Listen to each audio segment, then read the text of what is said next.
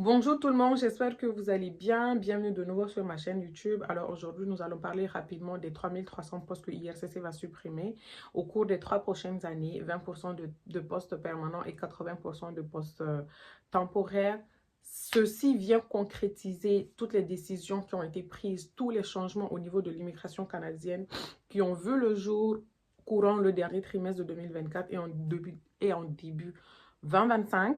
Est-ce que c'est encore possible d'immigrer au Canada? Je dirais oui parce qu'il y a assez de programmes, mais je vous conseillerais d'immigrer au Canada en tant que résident permanent. Là, vous êtes tranquille. Essayez de vous orienter vers des programmes d'immigration permanente de certaines provinces ou même du fédéral si vous êtes travailleur qualifié. Les étudiants, je ne sais pas si vous avez accès à la résidence permanente en tant qu'étudiant. Mais si oui, c'est sûr qu'il y aura des conditions qui vont s'appliquer. Et je vais essayer de faire des recherches pour ça et sur ça et vous partager l'information. Moi, selon mon analyse, il y a aussi un peu de politique dans ça. C'est vrai que ces 2 dernières années, l'immigration canadienne a eu un boom, mais on a les élections dans quelques temps et les Canadiens, surtout les Québécois, se sont plaints de la crise du logement et de l'attente au niveau des urgences. Donc, il faut que le gouvernement réagisse. Et le gouvernement canadien, c'est vraiment un gouvernement qui écoute son peuple.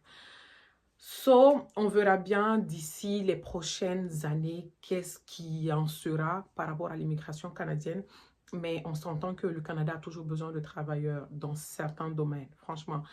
Et si vous voulez toujours immigrer au Canada, essayez dans d'autres provinces et essayez de ne pas vous orienter seulement qu'au Québec. Et même bannir le Québec pour le moment parce que c'est l'une des provinces qui a reçu beaucoup d'immigrants et je pense qu'ils y sont vraiment saturés. Les étudiants étrangers, ce qui peut vous aider, c'est de vous orienter vers les domaines d'études qui sont toujours demandés. Pour les travailleurs qualifiés, essayez de vous orienter aussi vers des emplois qui sont demandés au Canada. C'est vraiment la panique. Est-ce qu'on se dit que le Canada a trahi ses immigrants? Oui, puis non. Parce que si tu viens de manière temporaire, on sait que c'est temporaire et que tu n'as peut-être pas forcément la possibilité de faire renouveler ton permis de travail.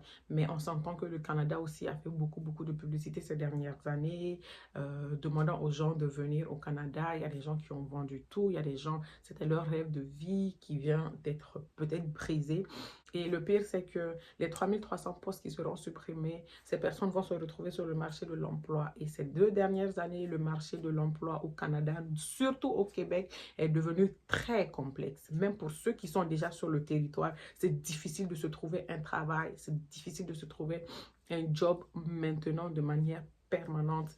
Donc, remettre 3300 personnes sur le marché de l'emploi, ça sera corsé. Et on ne va pas non plus oublier toutes les entreprises qui sont en train de faire des coupures et tout. Le marché de l'emploi, franchement, est complexe au Canada.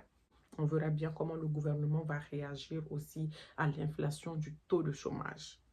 C'est tout pour cette vidéo. Je voulais juste partager cette information avec vous parce que on s'entend que les délais au niveau de IRCC, c'est vraiment très long de nos jours. Et supprimer 3300 postes en sachant que les gens vont quand même continuer de faire des demandes d'immigration, il faudrait qu'on s'attende à un rallongement encore des délais de traitement.